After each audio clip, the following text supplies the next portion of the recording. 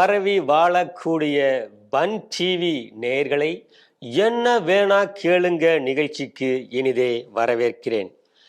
இந்த வார சிறப்பு விருந்தினர் இடியாப்ப விற்பனைக்கு ஆப்பு வைத்தவர், இந்து மத பண்டிகைகளை ஒழித்தே தீருவேன் என கங்கணம் கட்டி கொண்டவர், இவர் தந்தையாரை விட ஆபத்தானவர் என எதிரிகளால் பாராட்டப்படுபவர், இனமான மதிப்பிற்குரிய சூனா பானா அவர்களை என்ன வேணா கேளுங்க நிகழ்ச்சிக்கு நேயர்கள் சார்பாக வரவேற்கிறேன். ஐயா, ஓய்வே இல்லாம இப்படி உழைக்கிறீங்களே. தமிழகத்தை தலைகுனிய விட மாட்டோம். பாசிச சக்திகளை எதிர்க்க ஓரணியில் திரள வேண்டிய நேரம் இது. ஓய்வுக்கே ஓய்வு கொடுத்தவரின் மகன் அல்லவா நான். புது வருடம் பிறந்து விட்டது. கடந்த ஆண்டை எப்படி நீங்கள் நினைவு கொள்கிறீர்கள்? பாய்சனை பாயாசத்தில் சேர்த்து பாசிசம் கொடுக்கிறது. அதையும் தடுத்து மக்களுக்கு பல நலத்திட்ட பணிகளை செய்து வருகிறோம். அதன் மூலமாக மக்களுடைய முகத்திலே மகிழ்ச்சி வெள்ளத்தை காண்கிறோம். அதாவது ஏழையின் சிரிப்பில் இறைவனை காண்கிறீர்கள். மிக சரியாக சொன்னீர்கள் தம்பி. எங்களுடைய அண்ணாவின் அந்த அமுத மொழியை கரெக்டாக சொன்னீங்க. இவங்க திராவிட ஸ்டைல்ல இறைவனை பார்க்க வேண்டும் என்பதற்காக நம்ம எல்லாம் இன்னும் ஏழைகளாகவே வச்சிருக்காங்க போல. மறக்க முடியாத நிகழ்வென்று எதை நினைக்கிறீங்க சார்? சமீபத்தில் நடந்த நிகழ்ச்சி ஒன்றில் ஈழத்து பெண், இந்த திராவிட மாடல் அரசனுடைய திட்டங்களால் பயனடைந்த பயனாளி, அவர் ஓடி வந்து அப்பா என்று ஆறத் தழுவியதை பார்க்கும் பொழுது என் கண்கள் ஈரமாயின. ஆமா ஆமா, அந்த பொண்ணு அதே காஸ்டியூம்ல வேறு சில திட்டங்களுக்கும் வந்து முட்டு கொடுத்து பேசின வீடியோவை உலகமே பார்த்துச்சே.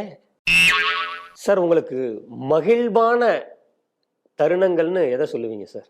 இந்த திராவிட மாடல் அரசாங்கம் வந்ததிலிருந்து எண்ணற்ற திட்டங்களை தீட்டி இருக்கிறது. அதில் 99% திட்டங்கள் தலைவர் பெயரிலேயே வைத்திருக்கிறோம். அதன் காரணமோ என்னவோ அந்த திட்டங்கள் எல்லாம் என் மனதுக்கு மிகவும் நெருக்கமாக இருக்கிறது. அந்த திட்டங்கள் 100 ஆண்டு வரை சொல்லும். ஜெயின் செண்பகராமன் பிள்ளை, வஉசி, ஊவேசா, வ.வே.சு.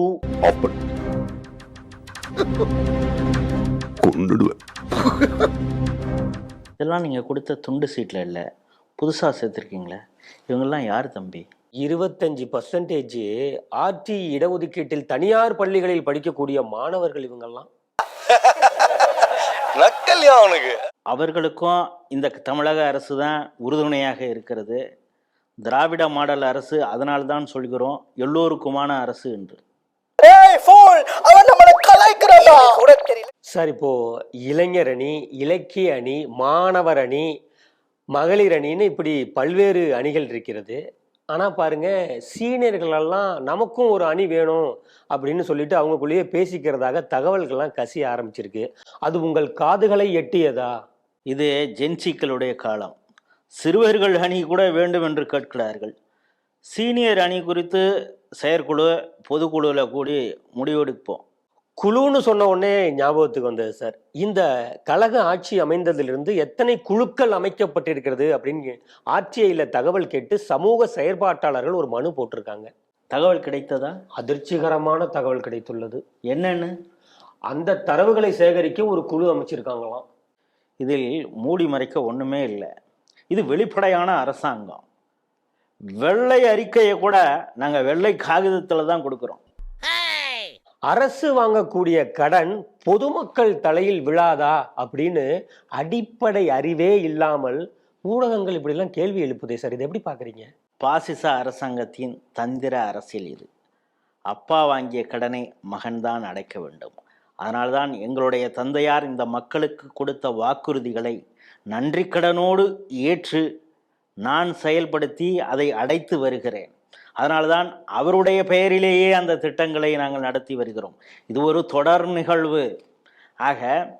ஆக தமிழகத்தை தலைகுனிய விடமாட்டோம் நாங்கள். சைவ வைணவத்திற்கு ஒரு புது ஒப்பீட்டு இலக்கணமே கொடுத்திருக்கக்கூடிய தங்க முடிக்கு இந்த அரசு எந்த வகையில் கைமாறு செய்ய போகிறது? இந்த திராவிட அருந்தொண்டை பாராட்டி ஒவ்வொரு ஆண்டும் அவரதுடைய பெயரிலேயே விருதுகளை வழங்கலாம் என திட்டமிட்டு இருக்கிறோம்.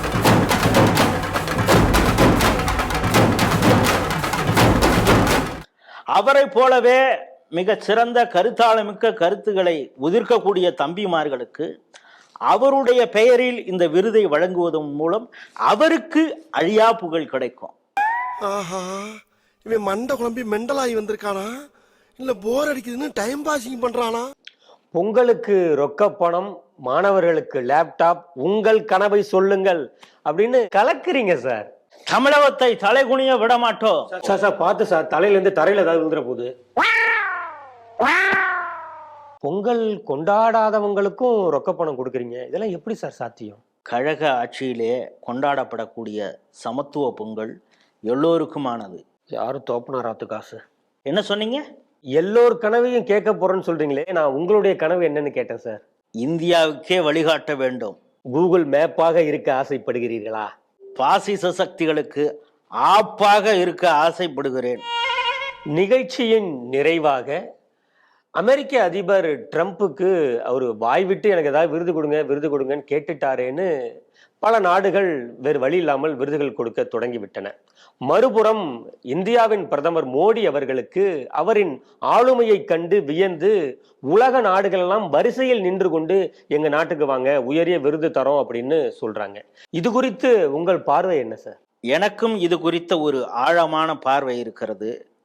பாசிசம் ஆளாத மாநிலங்கள் என் அரசை ரோல் மாடலாக கொண்டு எனக்கு இந்தியாவின் வழிகாட்டியே, பாசிச தாடிக்கு ஆப்பு வைக்கும் தமிழகத்தின் தாடியே என விருது வழங்க வேண்டும் என தம்பிமார்களும் உடன்பிறப்புகளும் இங்கு இருக்கக்கூடிய தமிழர்கள் அனைவரும் ஆசைப்படுகிறார்கள்.